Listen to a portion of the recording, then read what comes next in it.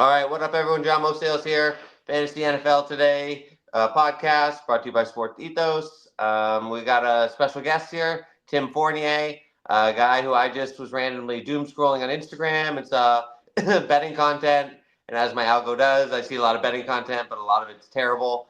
And so I messaged him, and here we are, a long journey, and he's coming on the podcast to talk about some gambling, talk football, talk basketball, wherever we go. So, Tim, what's shaking? Not too much. Happy to be here. This is my kind of first time hopping on a podcast like this, too. So, I'm excited to see what we had to talk about. It's a exciting time in sports for sure. So it's been fun, with NBA heating up, college basketball, obviously, and now baseball starting, which is Oh going to God, baseball. Yeah, that's true. be yeah. So give us a little background here. I see, and you said you're running, I think, a marathon or something. I see a lot of healthy food options along with the betting content. Yeah.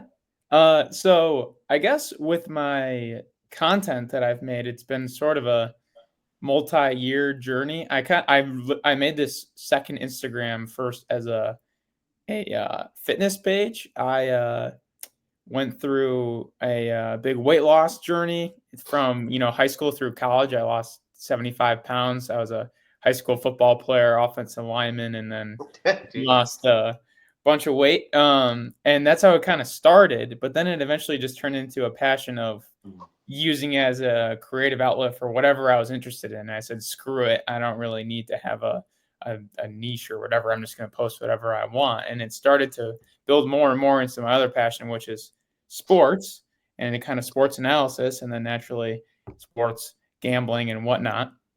And yeah, so I still kind of keep that stuff.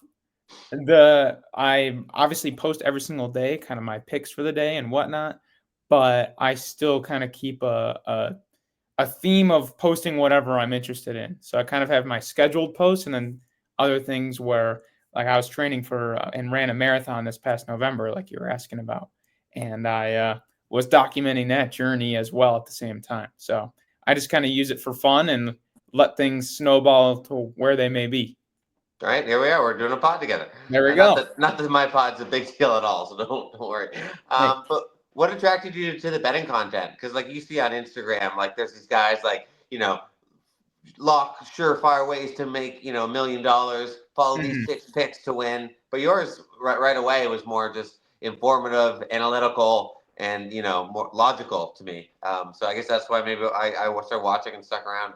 Yeah, I mean, I appreciate that. That seems to be the I've been posting for a while and never really gotten a lot of traction, but I've started to now a little bit, and that seems to be the theme that people kind of just enjoy the actual analysis, which is what I enjoy about sports betting. I'm not a high roller. I don't, bet a ton of money. I enjoy the process of, researching and figuring out how you think a game is going to play out, what aspect of the game you think is going to happen, and then pulling back the curtain on why you think that, and then watching that play out and seeing if you're right or wrong versus this is the, drumming it all up saying here are 6 locks, buy my picks and whatnot. Yeah. That's not what I want to get to. I've even had people reach out and ask like, oh, do you have a Discord? Do you have like, Yeah. Some type of service where I can pay for your real picks? And I'm like, I literally post exactly what I'm playing every single day. There's no extra whatever. And you can and what I like about it is you can watch my analysis and then make your own decision. Does this make sense, or is this guy full of crap? Rather than just blindly, here's my picks, pay me $50 and you can have them. So that's what I enjoy about it. Well, we'll see. We'll see a year from now where maybe you'll have your own Discord and Maybe if premium it service. gets to that someday, but my only focus right now is just I'm doing it for fun, and if that becomes there's some big demand for that, then maybe I would reevaluate. That's usually the best way to do it. You're doing it for fun. You're putting the most work into it, whether if you see it as a job, the more of a grind, right? Because it's really just about like anything, putting in hours, right? You put in enough hours into anything, you become an expert. Sure. Couple things, funny thing. So I remember when I started following you. I think you had a couple like terrible bad beats. Right, the Demario Douglas one. That's the Right. most famous. He had like 2 catches in the first series, and then he was sick and didn't play again. So, Yeah. so I'm trying to. What are some other just fun bad beats from the season where it's like it looked like the analytics and the numbers were heavily in your Yeah. favor, and then variance got you. Well, I guess I'll add a little bit more context to the Demario Douglas one. Perfect. It was my first video that was sports betting related that Oh. kind of blew up in terms of, for me, in terms of Yeah, of course. it got me, I had 2,000 followers, maybe 1,800, and I posted this video about Demario Douglas this weekend, and my follower count tripled I got to like 7 or 8,000 just from this video. That's crazy. And it was it was a London game. I think it was Patriots Jags, and it so it was a standalone game that everyone was like trying to figure out what to bet on. And I went through the last 7 weeks, and there was this like very perfect trend. Everything looked pretty in the data, everything, that the Jaguars just could not guard slot receivers. Khalil Shakir had killed them earlier in the year. Josh Downs had killed them already. And their secondary is terrible too, so they're giving up lots of passing yards. And they played a ton of man coverage, and they pulled that down towards the end of the year, and that's when this was the start of them kind of, I don't know if they got someone healthy back or they changed whatever was going on. And so everything was pointing to Demario Douglas. I think it was earlier on in the Drake May when he first started playing full time, and he like 3 games or whatever it was. Demario Douglas is getting peppered with targets. Yeah, I love Pop Douglas. Yeah, yeah, and he was just everything. The stars aligned for him to have this amazing game, and his line wasn't. It was low. It was like all he needed was, I don't know, 4 catches and like 42 yards. In the first drive, I think he had like 3 or 4 targets, 2 or 3 catches, and 20 yards. And I was like, this is a lock. Like, this was the easiest thing of my life. And then he's not in the next series. But so quickly, so also, are you got the followers? So are you even more invested in this Douglas bet? Because oh my god, yeah, I was telling all my friends, I was like, I've been posting on Instagram and TikTok for like 4 years, and this is all I've had to amount to. And I post this one video, and my follower count quadruples. I have everything riding on Pop. Like my life depends on Pop. And the first drive, and it's in the morning, it's first thing in the day. I like can't even sleep before the game, and I was like, this I can't wait. And I had no idea about that. Yeah, in the first drive, and I was like, I'm locked in. And then he's not in the next drive, and I'm like, okay, that's weird, but he's kind of a slot receiver. Like they want to scrolling Twitter, you're like looking for injuries. Yeah, after another 2 or 3 drives, I was like, okay, that's really weird.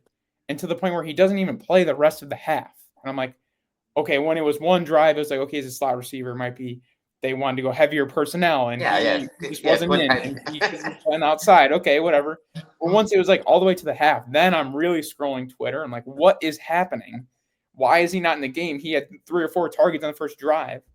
And then it says, Demario Douglas was seen puking on the sideline and apparently had an undisclosed sickness that the team didn't report.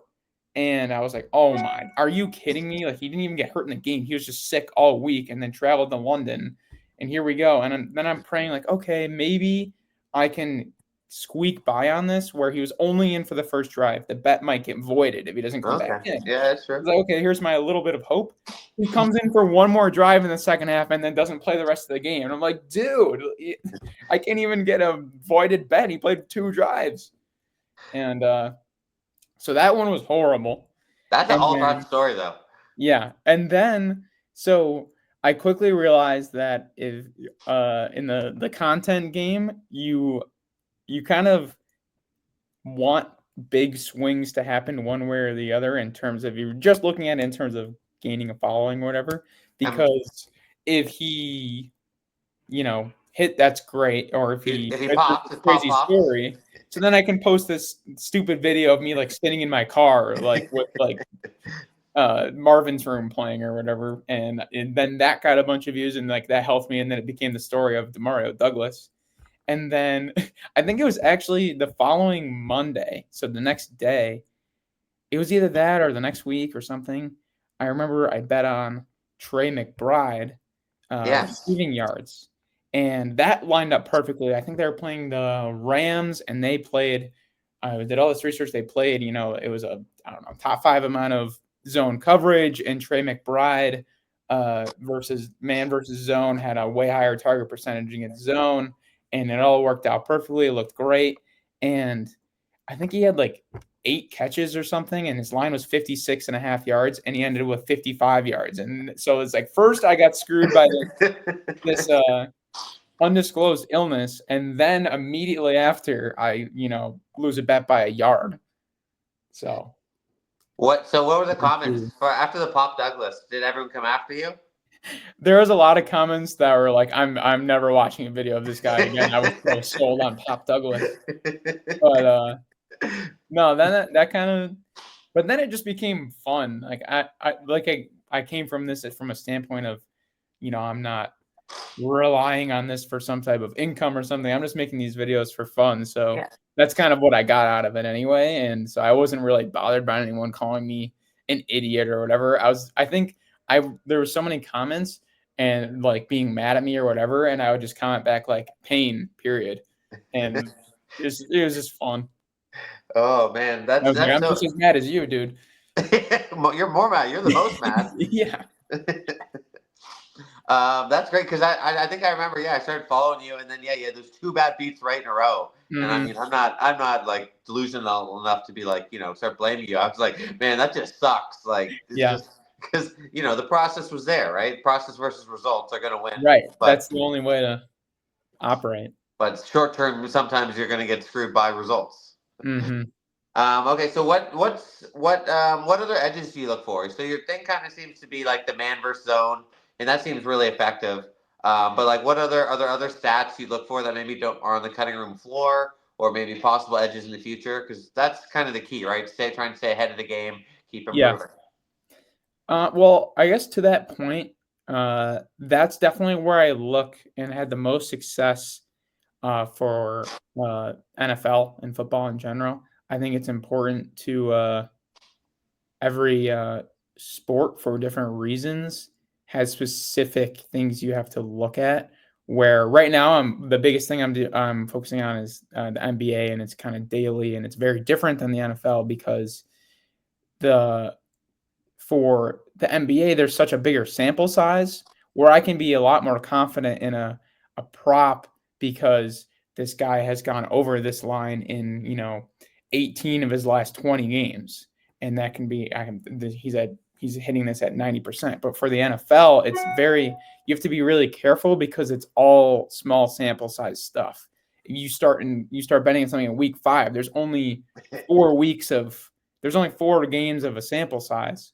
So what I was trying to do and what I had kind of success with is trying to look for the really outlier teams that you knew play at a certain type of either man or zone, and then being able to go and see if they were playing against some players in the passing game that would have a very big discrepancy in terms of their target percentage, man versus zone.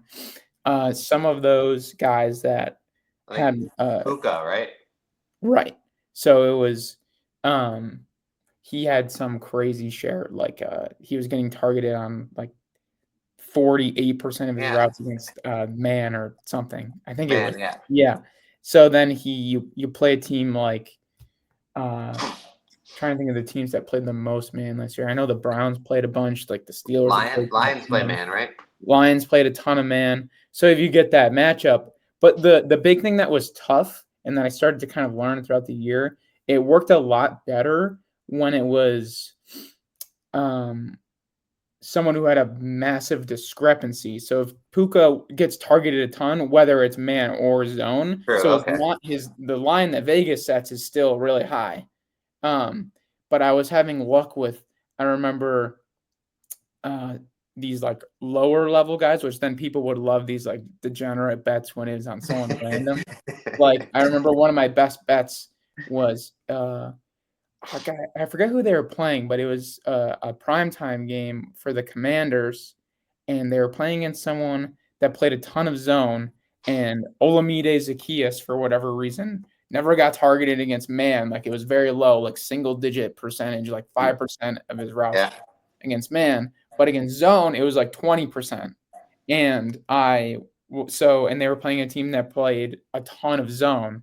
So his line, it kind of reflects, what he had done on average throughout the season, but it doesn't, reflect that's where the edge was, when there was a big discrepancy between the two and you knew they were playing a lot of one type of coverage. Vegas doesn't have time to do that. They're just doing, average yards with a factor against the defense, right? Right, but there's you can go back through the games. And it's like, okay, this team plays a bunch of zone and this team plays a bunch of man, and he gets targeted way more. And then that was one that worked out really well. I think he hit his catches for his line on catches and yards, and scored a touchdown on the first drive. I remember where he was like one catch away, but he hit his yards, was one catch away, and scored a touchdown. So that was the biggest edge that I found. Another example of it was Demarcus Robinson was getting targeted a lot more against, I think it was zone. And then one of the big things that got me a bunch of comments and everything on Instagram was they played the Eagles in the playoffs, and I was like, I really like Demarcus Robinson, and all he needed was, and that's with a healthy Cubs and Puka. Yeah. So, like, he's, I get it. Maybe when one of them's out, you get a bigger target share, but the margin for error is even smaller now. Right. And then, he had two big plays and hits his line easily, and people thought I was a wizard because I was betting on someone random. But it was just this. He just gets targeted more against this type of coverage, and this team's going to play this coverage more. Okay, yeah, because I love that. It's not simple, but like easy to explain, I guess. Yeah, but it's just like you'd see it, and it's just like, okay, 40% man, 12% zone. This team plays heavy man. It's like, okay, take all my money. Right. Right. So yeah, no, I love that. So what are the other teams like that you just gravitate more towards betting? Like, I feel like like the Lions, because the Lions secondary is bad. They blitz a lot. They play a lot of man. Yeah. I know in that Vikings game, the week 17, I had like all my money invested because I was like, okay, Justin Jefferson, high scoring game, both teams going to blitz, no secondaries, right? And then it just was the opposite because Darnold, shat the bed. But so are there other teams or quarterbacks or defenses that you just know that you'd be able to isolate and find a good stat for or bet? You're like, what specific teams did I find myself betting on a bunch because of that? Yeah, on or against, essentially, right? Yeah. I remember George Pickens had a really big discrepancy in terms of his man versus zone stuff. In terms of against man, he got targeted a lot more. There was definitely stuff to be aware of in terms of stuff like the Vikings, and I would also have to check, blitz percent. The Vikings, sometimes it's awkward when a team runs a really unique defense and they kind of get categorized into, they run a lot of zone, but it's a very different. They're running a lot of zone because they blitz 50% of the time, Yeah. which was difficult. I'm trying to think of some other guys. AJ Brown had a massive man coverage discrepancy in terms of he had just a massive target share against man. Towards the end of the year, the one that I loved hitting was Xavier Worthy. He was targeted a lot more against man. I think he hit probably every prop for like the last 8 weeks of the season. Yeah, he's getting 7 catches for like 65 minimum. So yeah. Yeah, so that was a big thing, but it was cool to see because it would legitimately drop for sure when they play against a team that played a bunch of zone. Makes sense. He's fast, out burns through the coverage. Yeah. Jacoby Myers was someone that was, I think, it's been a while now. I might be misremembering some of this stuff, but Jacoby Myers was someone big against zone specifically, I believe. Okay. And then, so how do you decide? You were talking about that Trey McBride catches versus yards. Is that something that separates itself in the numbers, like looking at the man versus zone. That's what I have tough times. Like Trey McBride, it'll be 6.5 catches, or do you want the 72.5 Mm, yards? And then, whichever right. one you pick, it seems the other one goes off. And the worst is when Yeah. you get screwed with 9 catches and he's a yard under. Yeah. That's the worst. And the way I think it's mostly because you're going off of target percentage, a catch driven stat, but there are times where you kind of have to, I don't know the player a little bit. Someone like I remember in that Demarcus Robinson game that I was talking about against the Eagles, and the data pointed to him. I was on his yardage because I knew he's more of like a big play type of guy where it's probably just going to be one play that Stafford's going to target him down the field. I would start to dig into a few other stats in terms of, you know, uh, missed tackles and which Oh, teams had nice. worse missed tackle ratings, and that was just like pulling stuff off of Pro Football Reference. And if a team was a really good tackling team, I might be a little bit worried about their opportunities for yards after the catch, and vice versa. So that was something I started looking into a little bit more. Um, but I would be lying if I said I had a perfect system as to which one to side with. I kind of had to use some nuance there. Okay, or bet both. Yeah, or bet both. So we're mostly we do talk fantasy in the spot. So how do we pivot? We'll pivot there a bit. So how do you use that to analyze your fantasy matchups? Like what kind of Sure. leagues do you play in? Do you use that like zone? Obviously you'd never play like Jacoby Myers over Justin Jefferson. Right. Even if the man zones. But do you use that to help with your lineups each week? Yeah, so my I guess league of record league where I've been playing with my buddies since we were in 6th grade.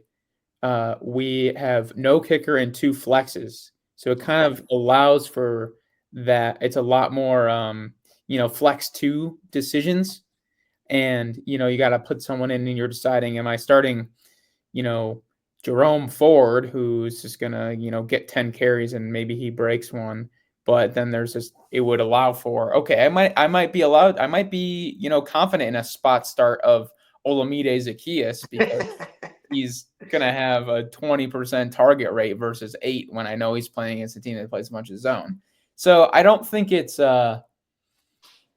because I think, like you said, normally your kind of decisions are made for you. Like no matter what, this isn't like a game breaking stat where, like you said, I'm going to start Jacoby Myers over Justin Jefferson. But I think it does allow to, if there's something that's clear in the margins for those kind of spot start decisions, for sure. Okay, and yeah, you can't always just go by the Yahoo fantasy points, right? Right. Like, one guy's projected 12, you'll start the guy with 10 if you like the matchup more, or, yeah, lots of things. Yeah, they're not breaking down PFF zone Yeah. coverage ratings, so or What usage. about QBs? I don't remember a lot of QB content. It seems I love betting QBs just because they're at least throwing the ball because there's nothing worse than you bet a Justin Jefferson and the team's like, oh no, we're gonna double team him today, and now oh my, who's the other guy? Jordan Addison is now wide open Mhm. and getting 180 yards. Yeah. Are there any good QB stats that you found for kind of evaluating if you're maybe betting probably just passing yards or completions? Yeah, I didn't, because I didn't bet on them a lot because I didn't feel like I felt a really consistent system with it, but the few times that I did is when there was big discrepancies in teams that blitzed a lot slash their pressure percentage, and then PFF does a really good job of breaking down which quarterbacks are best versus pressure and not versus pressure. So Sam Darnold might have been someone with a really low, PFF rating against pressure, and then he's playing the Lions, who are going to blitz every single play, and they get X amount of pressure. That's probably not the best matchup for Sam Darnold, um, which I think goes beyond just the general, how many passing yards does this team give up? And it adds a little bit more context. And at the end of the day, these are all kind of edges rather than perfect, black and white. This guy's going to throw for 400 yards, and the line's at 200. But that's the key. It's a long season, right? If you get a little Right. edge every game, I mean, probably over the Yes. course, as long as you don't get Demario Douglas luck, too often, it's going to work out well. So that Week 18 game really sticks in my craw because I think the total was 56.5, right? You had two pretty bad defenses, two good QBs, lots of weapons, and it just didn't pop. Was there Mhm. anything in the data or even after the fact that, it could explain why neither team really went off and why Darnold kind of shat the bed? Because just quickly, because I always have a theory too, like teams don't usually play bad twice in a row. And Mhm. Darnold had been terrible against the Rams the week before, but Yep. they'd blitzed them a lot and maybe it exposed something. But Yeah. usually the O line can adapt, and But so I just really thought that game was going to go off, and it just was such a dud. Yeah. I mean, I think the biggest thing is that the Lions blitzed a crazy amount, and the Vikings offensive line had been kind of patched together a little bit, where they lost Christian Darrisaw and they brought in Cam Robinson at left tackle. But I think the biggest thing is that their interior offensive line was not good. And we saw that being a trend a lot this year where teams just could not pass protect because their interior offensive line was horrible. The Texans dealt with that a lot this year, and the Bears, where they had bad interior offensive lines. And I think that stems to a lot of the pass protection in terms of uh, it normally goes from my understanding, pass protections a lot of times are called out by the center in the interior, and it gets passed like out, like different calls Yeah. based on who you think's coming and whatnot. From a very rudimentary, my own understanding. And so teams with really bad interior offensive lines, if you overwhelm them with blitz packages, you see that happen, and it kind of blows everything up. And you saw the Lions really exploit that. And then Darnold, who I think, before that Rams game and like the Lions games, Every other game. Yeah. yeah, was I think fine against pressure. And then for whatever reason, that just broke him. And, that's kind of, hard to like it's not clean on the conclusion from that, because I do think he did play well the rest of the year, Played even in the great. pressure. Yeah. Okay. So it's not necessary. I don't know if it's necessarily he just can't handle pressure or if it was something specific. I think it was just the sheer amount of pressure that Aaron Glenn brought.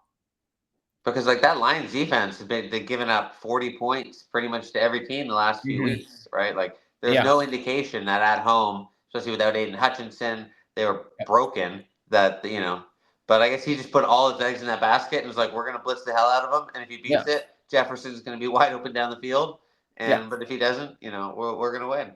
Okay, so we got on. This is flying by. We want to cover some NBA, but quickly a little more NFL stuff. Projecting for next season, fantasy. Is there Mhm. anything you use tools for that? Like for like the Chicago or teams that had bad offensive lines that maybe will improve. Like Caleb Williams, is he a guy you might target, or even the Bears for next season? Yeah, I'm big. I mean, with Ben Johnson coming in, I think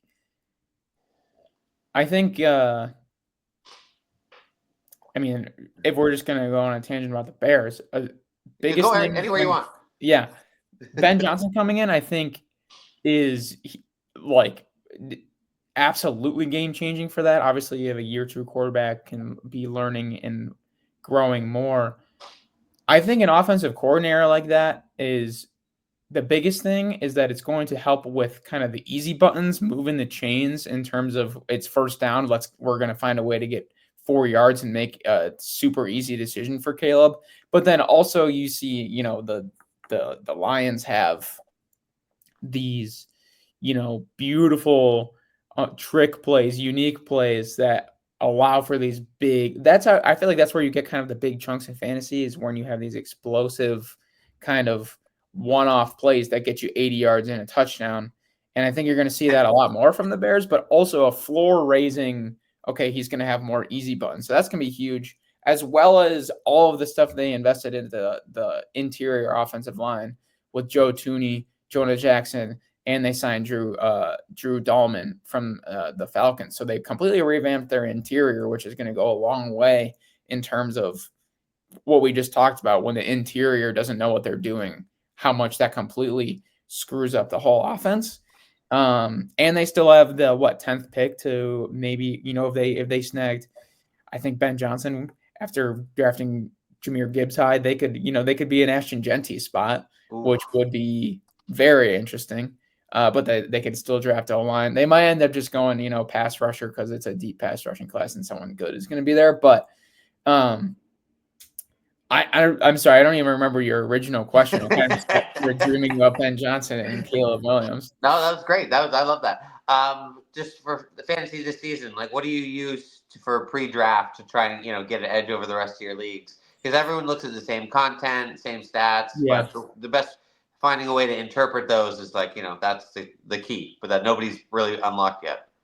Yeah, that's a good question. I'm assuming you're asking that in terms of if I look at certain data. And this is kind of my first year that I really kind of dived into data-driven stuff, whether it's for betting or whatnot. So I haven't really looked into that too much in terms of the numbers. Oh yeah, it's early. I'm just projecting for like, what do you like? Yeah. Any teams that like Tampa lost Liam Cohen? Do you think maybe Baker has like a bit of a fall off? Just big narrative kind of driven stuff. Yeah, sure. So Tampa, I'll use that as an example.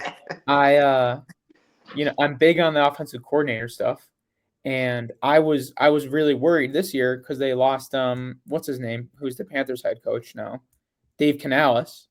I was really worried that they lost him, and I was like, how is that going to look year 2 Baker without him anymore? But then they had Liam Cohen, and he looked great. I think just maybe this isn't the exact answer you're looking for. One thing that I've really started to come around on in fantasy is I felt like for a long time I thought I was being sharp, and my strategy was always kind of it's hard to win your leagues in the first 2 rounds, but it's very easy to lose them in terms of you want to stay kind of safer and have, those 2 studs that you feel really good about, but the boomer bust guys would worry me because if your first round pick is a bust, you're not winning your league pretty much. Don't go for the RB1, get the RB4. Right. But then I would have this problem every single year in fantasy of I would make the playoffs, I'd be like a 3 or 4 seed, and I'd lose in the first round because some guy would have some dude that's hot at the end of the year and is scoring 30 points every week, and everyone on my team is scoring 15 points. And I score, 110 points, and then I just lose to the guy that scores 130 that week. And I think we all collectively hive mind into this kind of, you should wait on quarterbacks and you should wait on tight ends because the difference normally between tight end 4 and tight end 15 is a point a game. It doesn't matter. But what I started to realize is that's kind of, if I'm going to be safer in the first 2 rounds, I kind of want to put a premium in at least one of those onesie positions so that I can kind of make up and have that I was missing a little bit of ceiling on my team. So big macro level, like I was prioritizing either having an elite tight end or an elite quarterback. And it's more ideal if you can just wait on one of them and then you hit on someone late. Yeah, you hit on Baker, right? You hit on Baker late. Right. But I get it. If you're stealing Baker maybe not the right one, but Goff. You go Goff, he gives you 18 points, you're happy with that. But you're playing against a guy with Lamar, and he throws up 38 points, and it's like, what do you? You're effed. Right. So I guess from a specific team perspective, what I'm kind of thinking about for next year. Here, I'll pivot with the question while you think on that. So one of my big themes is I always try and find the team that nobody expects anything of, and then they blow up, right? So we had the first Geno Smith year with Seattle, right? Everyone thought they'd be terrible. DK's great, Lockett's great, offense is back. Then we had the Tampa, Brady leaves, Baker comes in, everyone thinks there's, Mike Evans I got for $5 2 years ago, right? He blows up. Even last year, people think, oh, Baker, 1 year wonder. No, Godwin's great till he gets hurt. Evans is great. Kate Otton's great. Jalen McMillan's great late, right? Bucky Irvin's great. So it's like this offense that nobody thinks is going to be any good. It ends up being good, and because of that, you can get a discount on everyone, right? So like the Jags, maybe, right? If Trevor Lawrence ends up being good, Yeah, we know Brian I do Thomas like is that a going to be lot. great. So give me a couple of examples of teams that you think maybe no one's expecting anything from, and maybe from some of the data you were, just still stuck in your head from last year that you think, or maybe are just one or two moves away from becoming a high-powered offense. Sure. So one thing that I was thinking about earlier, once he kind of signed there, this is not this is a kind of wait and see type of thing, but we have seen. I think everyone is extremely. This might sound really dumb because it's a little out there. Out there's good. I think everyone's really down on the Jets right now because of everything that just happened. Well, I think we have seen Justin Fields have fantasy football success, and if they're paying him, $20 million, and they have an actual kind of plan around him to tap into. The biggest thing is obviously going to be his rushing ability. Like if he's going to be running the ball 10, 12 times a game, there's going to be fantasy value there. And I think their offensive line is I still like it. They obviously invested highly in Olufashanu last year at tackle. So he's being reunited with Garrett Wilson, does that, as long as he stays there, is that going to play a role? Do they get one more offensive weapon in the draft? They're up at 7, and they should have a good run game with 2 good running backs. I think that could be an opportunity where it's Justin Fields runs the ball a lot, which creates fantasy value, and then he just kind of funnels the ball to Garrett Wilson. I love that because I think everyone's going to be down on the Jets, right? My And initial it's going thing to was be like, down on okay. the Jets because of Aaron Rodgers, and he's not there anymore. They just have this bad taste in their mouth, and no one's going to want to touch anyone on the Jets. And also watching Fields last year, it's like, he wasn't, they were scoring like 13 points a game, Yeah. right? He wasn't, Pickens was useless. He wasn't really even running that much. But yeah, because in Chicago, right, he funneled the ball to Moore. Moore had a massive season. Mm-hmm. And then if Yeah. also with Brees, I think with running quarterbacks, that helps the running backs. We saw that a lot, right, with Lamar and Derrick Henry. I'm stalling here, but Josh Allen and James Cook, right? It happens a lot. So yeah, Brees had a bad year. They ran the ball Obviously, like it in hurts 30 seconds. Saquon. Yep. So I love that. Jets is great because Brees Hall is going to be going third round, fourth round. Nobody's going to want to touch him. Yeah, and he looked bad last year, and it didn't really make any sense. And I wonder if he had some kind of just like nagging injury that wasn't,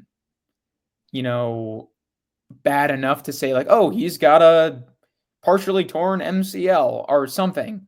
Sure, He yeah. looked slow at times last year. It was just weird, and he's so explosive, and we already saw that the year before. Yeah, I week feel one like against the there's Bills is the right. eight, right? So, So I feel like that's a team that no one's gonna want to have any part of because Jets are gonna Jets. But I think there could be some value there, whether it's I love Fields, that. Yeah. Wilson, or Brees. Well, Wilson and Garrett were going like fourth and eighth in drafts last year. Now you're Yeah, probably going to get them 24th and 38th, right? So right. just the value there because we still think they're the same guys, right? So, Mm-hmm. but okay, all right, we're gonna go a few more minutes. You good? Yeah, I got time. Okay, all right, let's talk basketball. So I haven't actually seen much of your basketball content. So what's your main thing? What's your zone man thing for basketball for betting? Yeah, so I kind of hinted at it earlier in the kind of in the beginning, where based on the sport, what I'm learning is obviously there's not like really man zone splits for basketball and to the extent of football. And in the NBA, everyone just kind of plays man. But the biggest thing with basketball is I've been using a website called Outlier, and it lays out everything really well in terms of like I said before, the biggest thing with basketball is right now teams have played 60 to 70 games, and there's this massive sample size where, like in the NFL, like I said, halfway through the season, you're looking at a 7-8 game sample size. Halfway through the season in the NBA, you have a 40 game sample size. And so when you're looking at teams that, they give up more rebounds, whatever it might be, and you're looking at player props, you can be more confident in this team is not a good rebounding team. Where in the NFL, if you just played played 4 good quarterbacks in a row, everything's going to be skewed one way. When then you're playing the Titans the next week, you're going to have this horrible pass defense, and it looks like it's a great option for Will Levis, but in reality, you just played, 4 great offenses. But so I guess it's a little bit more straight. What I've really liked about basketball is that it's more straightforward, and it's a lot less guessing because it's clearer data with more of a sample size. So the way I break it down, I'll give you my whole process right now. Is I go on Outlier, and what I look for is there's a couple things that will immediately make me avoid, and that's if teams are playing on a back-to-back, then I just don't bet on them. It has worked in the past, it has not worked in the past, and sometimes you just get the weirdest outcome ever that is completely unpredictable. So I scroll through and I see if any teams are betting on a back-to-back, eliminate them. I'm not betting on them. And then what I do is I normally start with the last 10 games in a sample size. Outlier lets you break this out. And then I would like to have at least an 80% hit rate on whatever prop I'm looking at. So if the line is this guy's going to score over 19.5 points, I want to see that he scored at least 20 points in 8 of his last 10 games. Or 4 of the last 5. Okay. Yeah. But you're not using alt lines? So it's like let's just take take Jamal Murray. So let's say he's 23.5. You need him to have scored 24 and 4 of the last 5 to bet him? Yeah. If he scored 4 of the 5, wouldn't they have boosted his number a bit? It seems like that's a really narrow kind of margin just to identify. I mean, that I guess they're already setting that's where I'm just finding the value, I guess, is the lines are too low. And I've been hitting on these at about like 60 to 65%. Nice. Okay. Which I think is enough to, make profit and beat that, percentage that you need to. Are you betting more stars? Are we doing the Jamal Murrays? Or are we doing DeMarcus Robinsons? It's a mix of both a lot, actually. And you can start to see trends, and the lines are really slow to move. I've hit this is a rare case. I think 4 times in a row, and his line has really been slow to move on Josh Giddey points, rebounds, assists. My buddies in fantasy finals, they talk about the Giddey. Yeah, he's 15, just been unreal, and they don't move the line. He's in his last 15 games, his points, rebounds, assists average is 43 combined. He's been playing insane. Yeah. And I was betting it a week ago at 33.5, and he's averaging 43. And then they moved it to 35.5, and I bet it again, and he has 40. And then they moved it to 35.5. I bet on it last night at 37.5, and he dropped 50 points, rebounds, and assists. He had a triple double. Last year, same thing. He blew up. He's And they're just slow to move these lines for whatever reason. And I think it might just be because the NBA has, so many games that there's just so much data that there is these gaps. And in a website like Outlier it puts it in front of you, and that it has it. If I was just scrolling on DraftKings and looking at what I liked versus Outlier, which brings to me the line is here, and he's hit it 8 of his last 10 games. Yeah. And then so I sort it by that, and then I order them, which is another filtering option on this website, by their matchup, and I want to make sure that they're bottom 10 within whatever that category is. Okay, nice. If it's points, I want to be playing against a bottom 10 scoring defense. And normally I can get anywhere from 2 to 4 to 5 plays a day that meet all those criteria. Sometimes one doesn't hit, and they're actually, league average. The matchup is league average, but Giddey's been on a tear. Like I just bet Giddey regardless because the Lakers last night had Blind Giddy. Yeah. their matchup they have a pretty good defense. So I was like, I'm just going to keep following this trend and ignore the matchup portion of this, and it cashed. So I can normally find anywhere from 2 to 5 plays a day that fit that criteria, which I think is a massive edge. Yeah, that's all. I mean, I can't wait. I'm gonna probably start tailing these. Is Outlier free? You get a free week trial, and then it's like $20 a month.